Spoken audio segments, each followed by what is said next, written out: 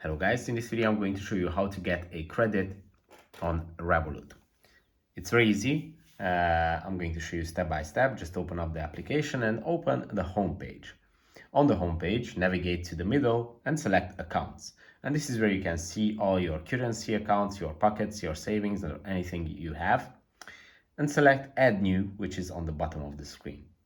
Then the last option again is going to be credit. If you select it, you can apply for a personal loan. Here they explain to you all the terms and benefits and drawbacks.